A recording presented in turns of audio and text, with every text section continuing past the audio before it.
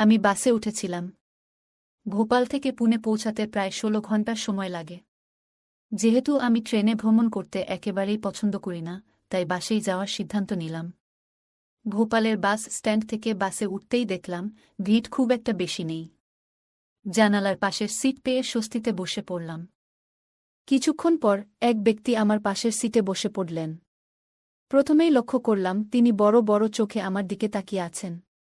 সেদিন আমি একটি হালকা গোলাপি রঙের শাড়ি পরেছিলাম, যা কিছুটা স্বচ্ছ ছিল, এবং তার সঙ্গে ছিল স্লিভলেস ব্লাউজ। আমি ব্যাপারটা এড়িয়ে গিয়ে চোখ বন্ধ করলাম এবং কিছুক্ষণ পর ঘুমিয়ে পড়লাম। কিন্তু ঘুম ভাঙতেই বুঝতে পারলাম ওই ব্যক্তি আমার দিকে বিরক্তিকর আচরণ শুরু করেছেন। এই পরিস্থিতি আমাকে অস্বস্তিতে ফেলে দিল।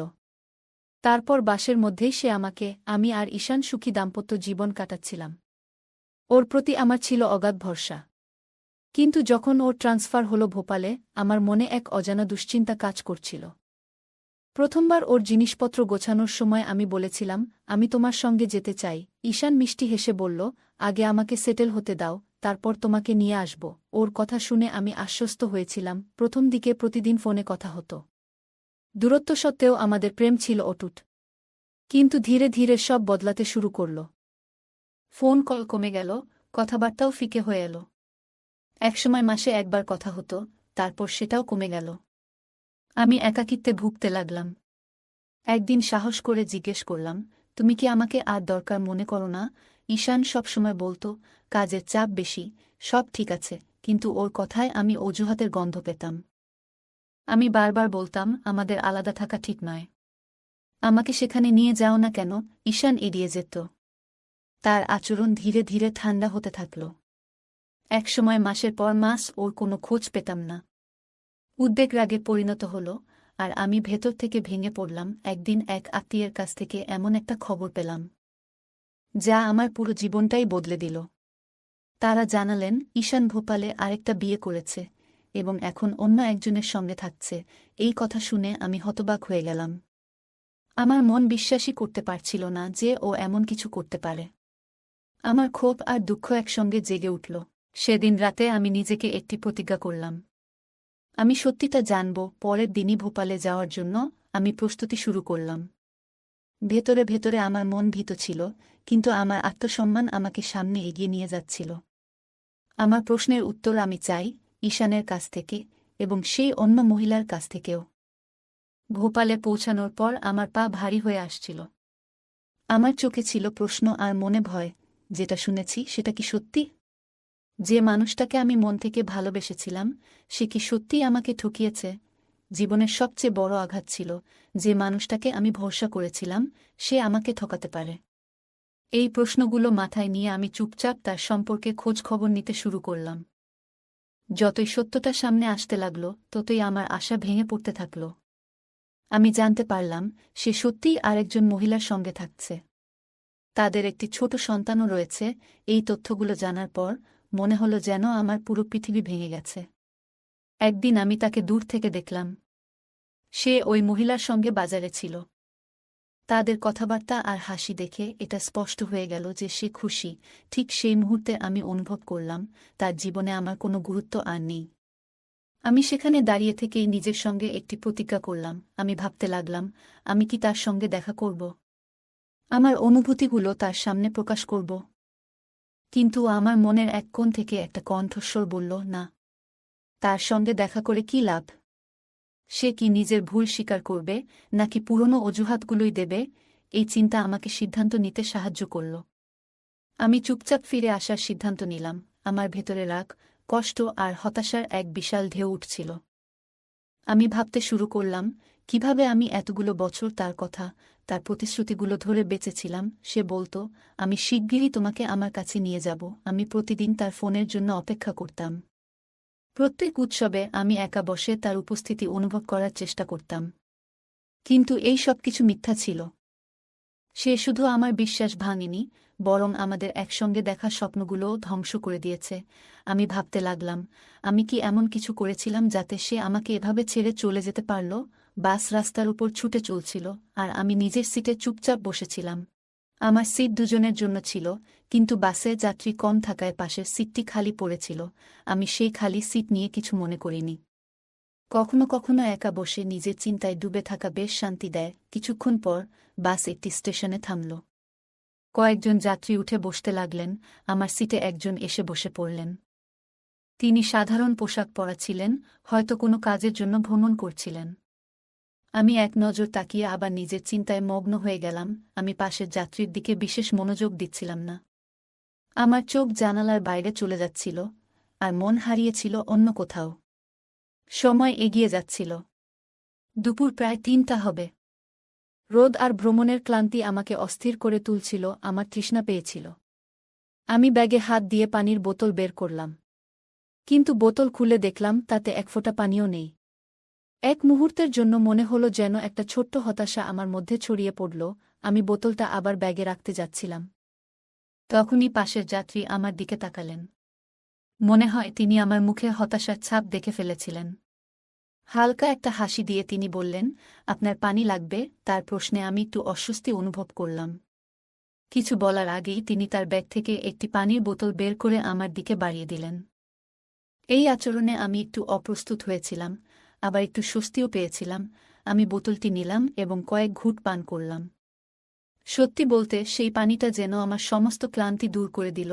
বোতল ফেরত দেওয়ার সময় আমি মৃদু হেসে তাকে ধন্যবাদ জানালাম। তিনিও মাথা নেড়ে আমার হাসির জবাব দিলেন। আমাদের মধ্যে খুব বেশি কথা হয়নি। মানুষটি সাধারণ ছিলেন, কিন্তু তার এই ছোট্ট সাহায্যটা আমার দিনটাকে বিশেষ করে তুলল। আমি ভাবতে লাগলাম, জীবনে অচেনা মানুষদের সঙ্গে এমন ছোট ছোট ঘটনা কিভাবে মানবিকতা আর বিশ্বাসকে উজ্জীবিত করতে পারে। সেই যাত্রার এই ছোট্ট ঘটনা আমার মনে একটি স্মৃতি হয়ে রয়ে গেল। সন্ধ্যা প্রায় 7টা বেজে গিয়েছিল।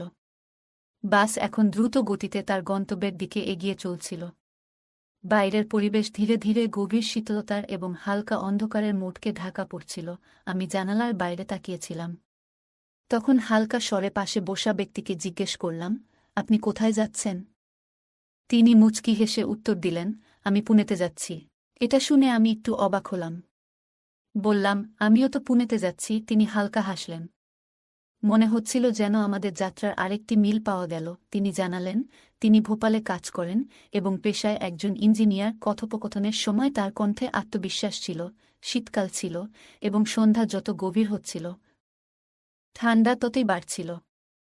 আমি জানালার কাচ বন্ধ করলাম যাতে ঠান্ডা হাওয়া বাসের ভেতরে না আসে, তবে বাসের অন্য যাত্রীরা কিছু জানালা খোলা রেখেছিল, যার কারণে শীতল হাওয়া অবিরাম ভেতরে আসছিল।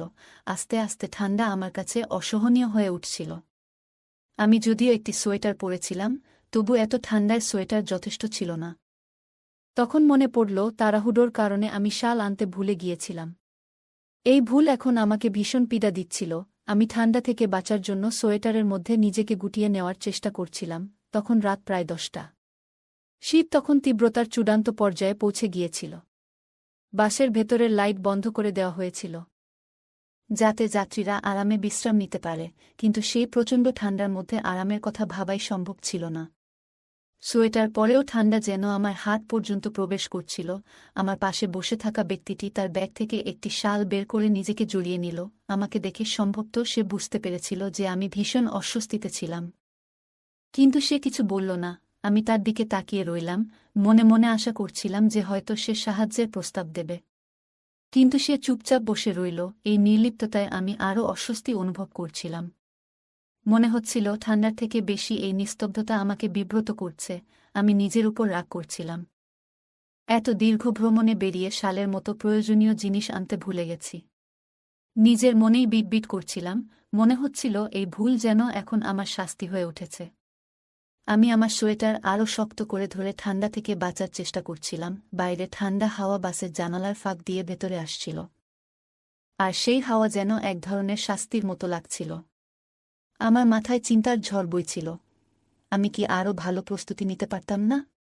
এটা তো আমার দায়িত্ব ছিল। অথচ আমি নিজেরই ঠিকমতো সাহায্য করতে পারিনি। আমার পাশে বসে থাকা লোকটির নীরবতা আমাকে কিছুটা অস্বস্তি দিচ্ছিল।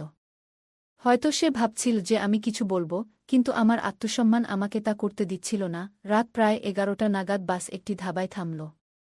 আমি ঠিক করলাম গরম চা খেয়ে একটু উষ্ণতা পাব। চা নেওয়ার সময় সেই লোকটিও নিচে নেমে এলো। আমার দিকে তাকিয়ে হাসল। আমি এগিয়ে গিয়ে হালকা হাসি দিয়ে বললাম, আপনিও চা নিন। সে বলল, ঠিক আছে। আমি তার জন্য একটি চা অর্ডার করলাম। আমরা একসঙ্গে চা খেলাম এবং কিছুটা কথা বললাম। চা খাওয়ার পর আবার বাসে ফিরে এলাম। গাড়ি চলতে শুরু করল, কিন্তু রাত তখন প্রায় 12টা, আর ঠান্ডা আরও বেড়ে গিয়েছিল। এই সময় সে লোকটি বলল, আপনার যদি কোনো আপত্তি না থাকে তাহলে আমি আমার শালটা আপনার সঙ্গে ভাগ করে নিতে পারি। সে নিজের শাল খুলে আমার দিকে বাড়িয়ে দিল। আমি নিতে অস্বীকার করলাম, কারণ তাকেও তো ঠান্ডা লাগছিল। আমি বললাম, আপনি আমাকে শাল দিচ্ছেন, কিন্তু আপনাকেও তো ঠান্ডা লাগবে। এটা ঠিক হবে না। সে হেসে বলল, কোনো সমস্যা নেই, আমি ম্যানেজ করে নেব।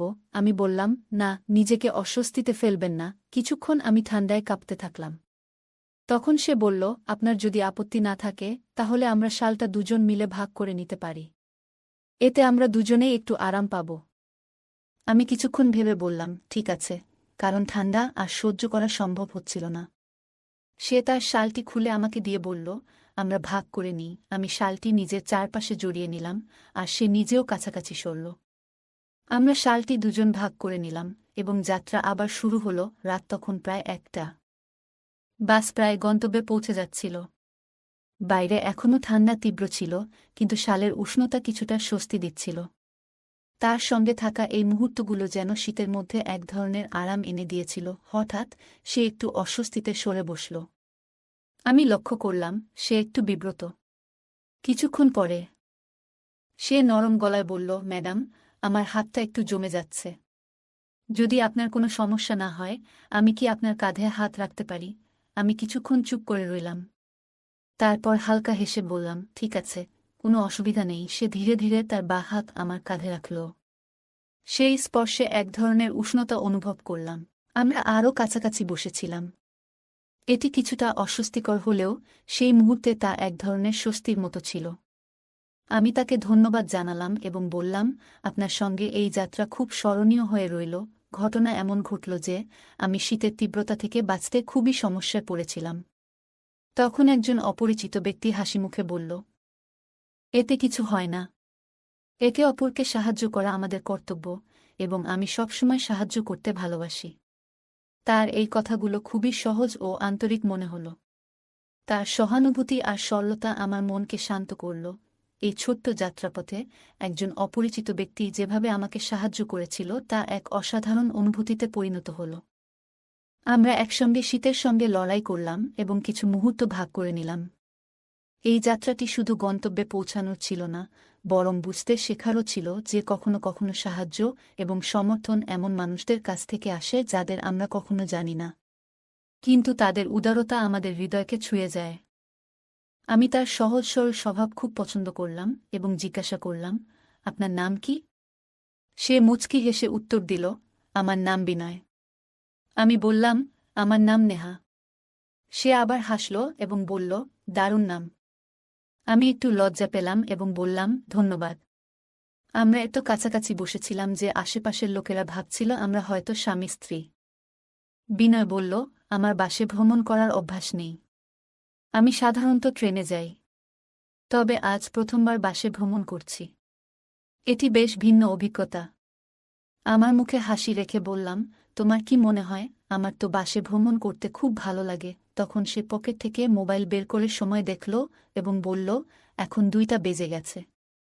আর কিছুক্ষণের মধ্যেই গাড়ি পুনেতে পৌঁছে যাবে। তার মুখে কিছুটা ক্লান্তি দেখা যাচ্ছিল, কিন্তু তারপরও সে শান্ত এবং খুশি ছিল। সে মোবাইলে গান চালিয়ে ব্লুটুথে শুনতে শুরু করল। কিছুক্ষণ গান শুনে সে আমার দিকে ফিরে বলল, নেহা, গাড়ির মৃদু শব্দ শুনলেই আমার ঘুম আসতে শুরু করে। তার কাঁধে মাথা রেখে আমি যেন এক ধরনের নিরাপত্তা আর শান্তি অনুভব করছিলাম। কিছু সময় পর গাড়ি পুনেতে পৌঁছে গেল। সে আমাকে ধীরে ধীরে ডেকে তুলল, কিন্তু আমি এত গভীর ঘুমে ছিলাম যে জাগতে পারছিলাম না।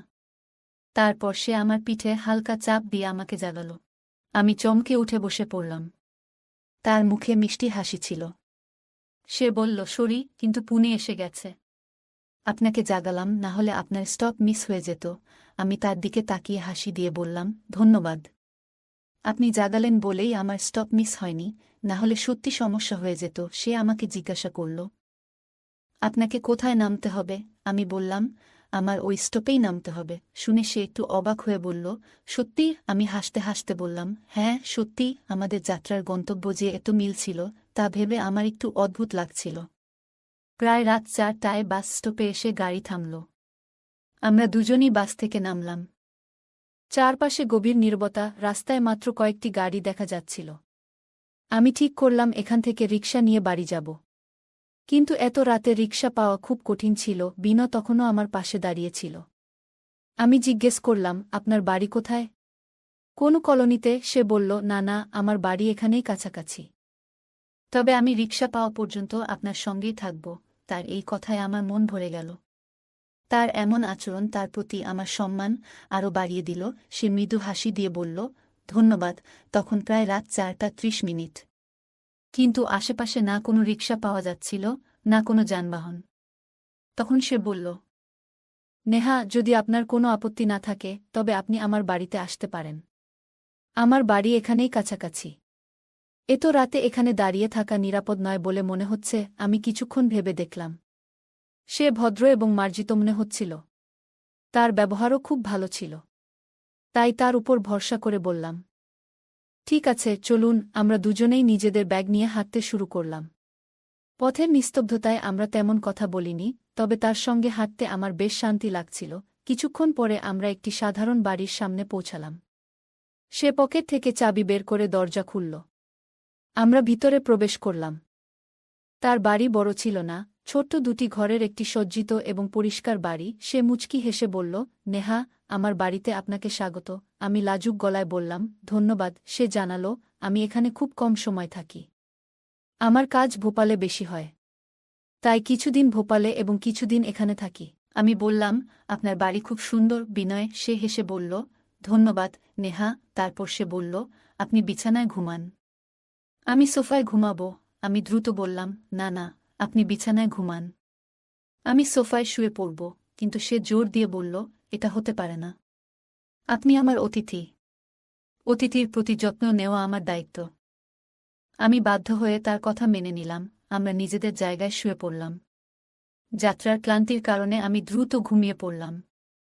তার শালীন এবং ভদ্র আচরণ সেই রাতে আমার মনে একটি ইতিবাচক প্রভাব ফেলে। সকালে ঘুম ভাঙার পর আমি চারপাশে তাকালাম। দেয়ালে একটি ঘড়ি ঝুলছিল এবং তখন সকাল 9টা। আমি দেখলাম বিনয় উঠেই গেছে এবং ঘরের কিছু পরিষ্কার পরিচ্ছন্নতার কাজ করছে। ঘরে সামান্য অগোছালো জিনিসপত্র ছিল, যা সে সযত্নে গোছানোর চেষ্টা করছিল। সকালে যখন ঘুম থেকে উঠলাম, দেখি বিনয় আমাকে দেখে মুচকি হেসে বলল, গুড মর্নিং, আর বাথরুমের দিকে ইশারা করল। আমি বাথরুমে ঢুকলাম।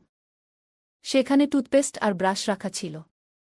আমি তা ব্যবহার করে নিজেকে সতেজ করলাম। বাথরুম থেকে বেরিয়ে এলাম, আর অজান্তেই আমার চোখ বিনয়ের দিকে চলে গেল। কয়েক মুহূর্তের জন্য আমি স্থির হয়ে গেলাম। সে শার্ট খুলে শুধু স্যান্ডো গেঞ্জি পরেছিল।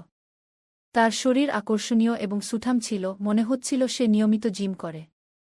কিছুক্ষণ তার দিকে তাকিয়েছিলাম। বিনয় আমার চোখাচোখি ধরে ফেলল এবং মুচকি হেসে বলল, নেহা, তুমি চা খাবে নাকি কফি? আমি বললাম, আমি চা নেব। সে তৎক্ষণাৎ চমৎকার একটি চা বানিয়ে আনল।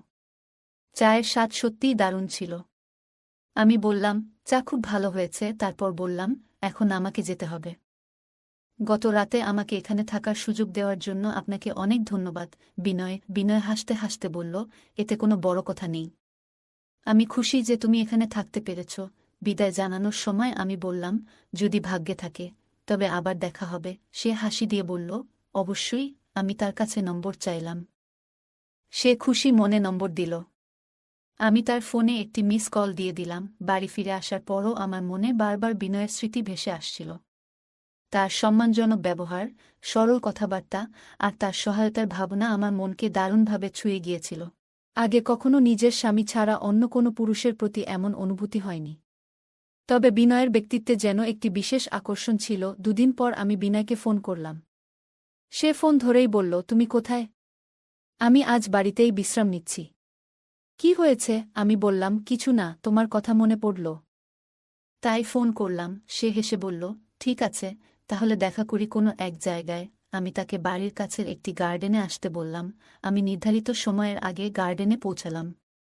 কিছুক্ষণ পর বিনয় এল। তাকে দেখে আমার মন একটু অস্থির হয়ে উঠল। সে জিন্স আর টি শার্ট পরে এসেছিল এবং সত্যিই খুব সুদর্শন লাগছিল। সে মুচকি হেসে বলল, কি খবর? নতুন স্টাইল কেমন লাগছে? আমি হেসে বললাম, তোমাকে খুব হ্যান্ডসাম লাগছে। আমরা গার্ডেনে বসে দীর্ঘ সময় ধরে গল্প করলাম। সে জানতে চাইল, নেহা, তুমি কি একা থাকো? আমি বললাম, হ্যাঁ, আমি একা থাকি। আমার স্বামী ভোপালে থাকতেন, কিন্তু সে আমাকে অনেক বড় ধোঁকা দিয়েছে। আমি আমার জীবনের সমস্ত ঘটনা তাকে বললাম। বিনা মনোযোগ দিয়ে সব শুনল। তার চোখে দুঃখ ও সহানুভূতির ছাপ স্পষ্ট ছিল। গল্প করতে করতে দুপুর ৩টা বাজে। আমি তাকে জিজ্ঞেস করলাম, আজ তুমি কোথায় খাওয়া দাওয়া করবে? সে বলল, আসলে এখনও কিছু ঠিক করিনি। আমি হাসি দিয়ে বললাম, তাহলে আজ আমার বাড়িতে এসো। সে মুচকি হেসে বলল, ঠিক আছে, সন্ধ্যায় আসব। আমরা একে অপরকে বিদায় জানালাম। সন্ধ্যায় ৬টা ৩০ আমি তাকে ফোন করলাম। বললাম, বিনয়, তুমি কি আসছো? সে বলল, অবশ্যই, আমি রওনা হচ্ছি। ঠিক সময়ে বিনয় আমার বাড়িতে পৌঁছাল। আমি তাকে স্বাগত জানালাম এবং বললাম, আমি আগেই খাবার তৈরি করে রেখেছি। আমরা দুজন একসঙ্গে ডাইনিং টেবিলে খাবার খেতে বসলাম। সেদিন আমি একটি হালকা গোলাপি রঙের শাড়ি পরেছিলাম, যা কিছুটা স্বচ্ছ ছিল, এবং তার সঙ্গে ছিল স্লিভলেস ব্লাউজ। খাওয়া শেষ হওয়ার পর আমরা সোফায় বসে গল্প করতে শুরু করলাম। গল্পের ফাঁকে বিনয় আমাকে বলল, আপনাকে এই শাড়িতে অসাধারণ সুন্দর লাগছে। তার এই প্রশংসা শুনে আমি হেসে বললাম, সত্যিই। বিনয়ের সঙ্গে গল্প করতে করতে আমি আমার ফোন বের করলাম। আমি বললাম, বিনয়, আমার ফোনে একটি অ্যাপ ইনস্টল হয়ে গেছে, কিন্তু আমি সেটি ডিলিট করতে পারছি না। আপনি কি ঠিক করতে পারবেন? বিনয় বলল, আমাকে দিন, আমি দেখে নিই। সে আমার পাশে বসে কয়েক সেকেন্ডেই ফোনের সমস্যাটি সমাধান করে দিল। আমি তার দক্ষতায় অবাক হয়ে গেলাম। আমরা খুব কাছাকাছি বসেছিলাম। হঠাৎ বিনয় বলল, নেহা, সেদিন যখন আমরা একসঙ্গে যাত্রা করছিলাম, আমার খুব ভালো লেগেছিল। আমি বললাম, হ্যাঁ, সেই রাত আমার জন্য স্মরণীয় ছিল। আমাদের দৃষ্টিগুলো একে অপরের সঙ্গে আটকে গেল। ধীরে ধীরে সে আমার হাত ছুঁয়ে দিল এবং গভীরভাবে আমার চোখের দিকে তাকাল। তার মুখ আমার এতটা কাছাকাছি এলো যে মুহূর্তটা যেন থমকে গেল। আমি ওকে যতটা চিনেছি, তার সরলতা আর আন্তরিকতা সবসময় আমাকে টেনেছে। সে এতটা কাছে আসলেও আমার মনে কোনো অস্বস্তি জাগেনি। কিছুক্ষণ পরে আমরা যখন একটু দূরে সরে দাঁড়ালাম, তখন তার চোখে এক ধরনের লজ্জা আর দ্বিধা ফুটে উঠল। বিনয় বলল, আমি দুঃখিত নেহা। আবেগে কিছুটা ভেসে গিয়েছিলাম। এটা ইচ্ছাকৃত ছিল না। তার কণ্ঠে ছিল আন্তরিকতা এবং মুখে ছিল এক ধরনের দুশ্চিন্তার ছাপ। আমি হালকা হেসে বললাম, কোনো সমস্যা নেই বিনয়। সত্যি বলতে যা ঘটেছে তা আমারও ভালো লেগেছে। সে বলল, সত্যিই। আমি মাথা নেড়ে সম্মতি দিলাম। রাত তখন প্রায় 10টা। আমরা একে অপরের খুব কাছাকাছি চলে এসেছিলাম। সেই রাতটি যেন আমার জীবনে এক অভূতপূর্ব অভিজ্ঞতা হয়ে উঠল। আমাদের কথোপকথন গভীর থেকে গভীরতর হয়ে গেল। রাতের প্রায় 4টা পর্যন্ত আমরা জেগেছিলাম। কিন্তু কখন যে ঘুমিয়ে পড়েছিলাম তা বুঝতেই পারিনি। কিছুক্ষণ পরে আমরা যখন একে অপরের থেকে একটু দূরে এলাম, তখন আমি বিনয়ের চোখে এক ধরনের অস্বস্তি এবং উদ্বেগ দেখতে পেলাম। তার চোখে এমন কিছু ছিল যেন সে নিজেকে বোঝানোর চেষ্টা করছে যে যা হয়েছে তা একেবারে অপ্রত্যাশিত ছিল। তার দৃষ্টিতে এক গভীর অস্থিরতা স্পষ্ট ছিল। ধীরে ধীরে সে বলল, মাফ করবেন নেহা। আমি আবেগে ভেসে গিয়েছিলাম, তাই এমন হল। তার কণ্ঠে ছিল এক ধরনের সৎ স্বীকারোক্তি, যেন সে নিজের হৃদয়ের কথা প্রকাশ করছে। তার মুখে এক ধরনের অস্বস্তির ছাপ ফুটে উঠেছিল, যেন সে নিজেকেই দোষ দিচ্ছে। আমি হালকা হেসে বললাম, কোনো সমস্যা নেই বিনয়। সত্যি বলতে যা ঘটেছে তা আমারও ভালো লেগেছে। আমার কণ্ঠেও একই রকম সত্যতা ছিল, কোনো মিথ্যা বা ছলনা ছাড়াই।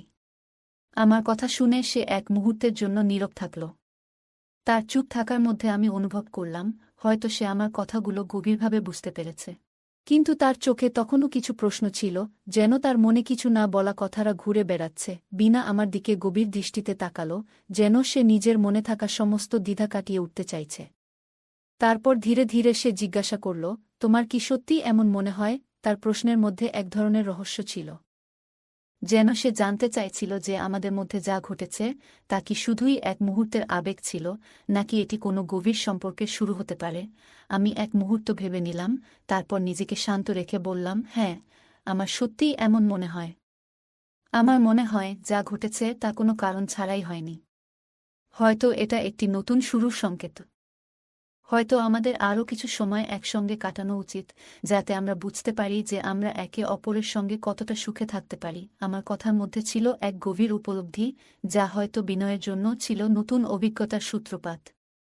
সেই রাতের মুহূর্তগুলো আমাদের জন্য যেন এক নতুন পথ চলার সূচনা করে দিল।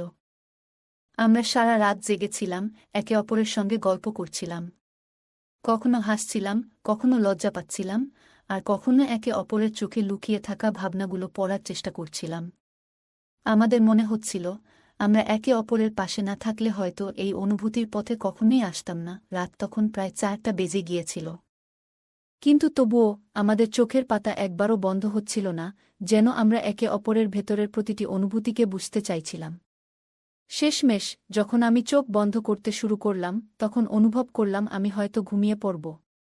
কিন্তু তার সঙ্গে এটাও মনে হচ্ছিল, যেন এই রাতটি কখনো শেষ হবে না। বিনো তখনও আমার পাশে বসেছিল। তার উপস্থিতি আমাকে এক ধরনের অদ্ভুত ভালোবাসা দিচ্ছিল, যা আমার মনে এক শান্তি এনে দিচ্ছিল। যদিও আমি ক্লান্ত ছিলাম, তবুও তার চোখে একটি গভীর চিন্তার ছাপ ছিল। যেন সে আমাকে কিছু বলতে চাইছিল, কিন্তু বলার সাহস পাচ্ছিল না। আমি ধীরে ধীরে চোখ বন্ধ করলাম, এবং ঘুম আমাকে নিজের কোলে টেনে নিল। 2 দিন পরে, যখন আমি আমার প্রতিদিনের কাজ নিয়ে ব্যস্ত ছিলাম, তখন হঠাৎ বিনয়দার ফোন এলো। তার কণ্ঠে একটা হালকা আনন্দ আর উত্তেজনা ছিল, যা শুনেই বুঝতে পারলাম। তিনি বললেন, নেহা, আজ সন্ধ্যায় তুমি কি আমার বাড়িতে আসবে? কাল আমার ছুটি, আমরা আরাম করে গল্প করব, একসঙ্গে খাওয়া দাওয়া করব, আর ইচ্ছে করলে রাতে থেকেও যেতে পারো। তার কথার ভঙ্গিমায় একটা স্বাভাবিকতা আর আন্তরিকতা ছিল, যেন তিনি আমাকে এক নিরাপদ আর স্নিগ্ধ পরিবেশে নিয়ে যেতে চাইছেন। তার আমন্ত্রণ শুনে আমি কিছুক্ষণ চুপ করে রইলাম। বিনয়দার এই প্রস্তাবটা আমার কাছে একটু অপ্রত্যাশিত ছিল, কিন্তু আমি সেটা ঠান্ডা মাথায় ভেবে দেখলাম। তার নিমন্ত্রণ আমাকে একদিকে কৌতূহলী করল, আবার অন্যদিকে একটু দ্বিধাগ্রস্ত করল। তিনি আমার থেকে কী প্রত্যাশা করছেন, সেটা একেবারে স্পষ্ট ছিল না। আমার মনেও এক ধরনের মিশ্র অনুভূতি কাজ করছিল, তবুও আমি মনে মনে ভাবলাম, এটা আমার নিজের অনুভূতিগুলো বোঝার একটা সুযোগ। হয়তো এটাই সঠিক সময়। তার প্রস্তাব আমার মনে একটু সংকোচ তৈরি করেছিল, কিন্তু আমি ঠিক করলাম যে আমি এই সুযোগটা গ্রহণ করব। আমাকে সেই প্রশ্নগুলো করতে হবে, যেগুলো বহুদিন ধরে আমার মনে জমেছিল। আমি জানতে চাইছিলাম, তিনি কি আমার সঙ্গে তার জীবন কাটানোর জন্য প্রস্তুত? আমাদের এই সম্পর্ক কি শুধু এক পলকের আবেগ, নাকি এটি কোনো গভীর আর স্থায়ী বন্ধনের শুরু? সন্ধ্যায় আমাদের দেখা হওয়ার কথা ছিল, আর আমার মনে হচ্ছিল এই মুহূর্তটা খুব গুরুত্বপূর্ণ। এটা এমন একটা সন্ধ্যা হতে চলেছিল যেখানে আমি আমার মনের কথা বিনোদাকে বলতে চেয়েছিলাম। তার উত্তরের উপর নির্ভর করছিল আমার জীবনের পরবর্তী পদক্ষেপ।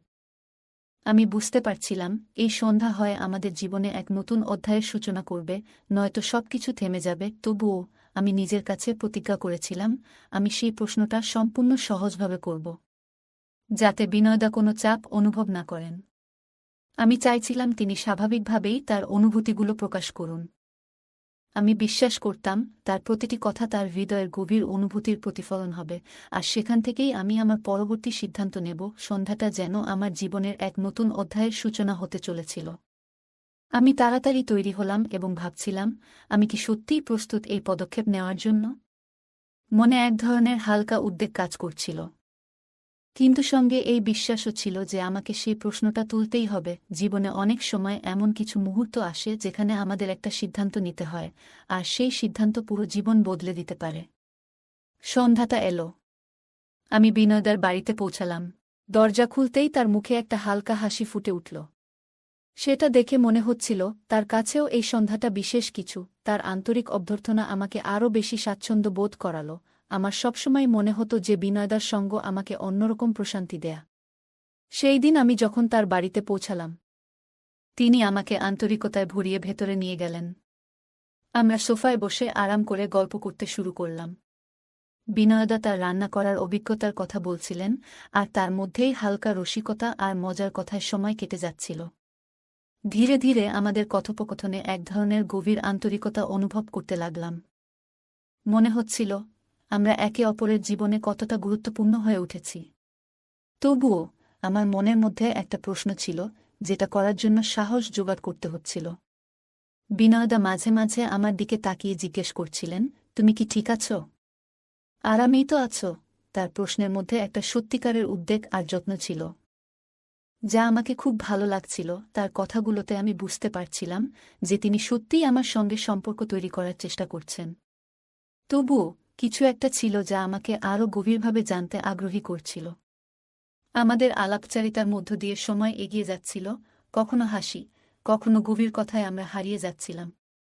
রাত তখন প্রায় 9টা বেজে গেছে, আর আমি জানতাম যে সময় এসে গেছে। সাহস সঞ্চয় করে আমি বললাম, বিনয়দা, আমি আপনাকে একটা গুরুত্বপূর্ণ কথা বলতে চাই।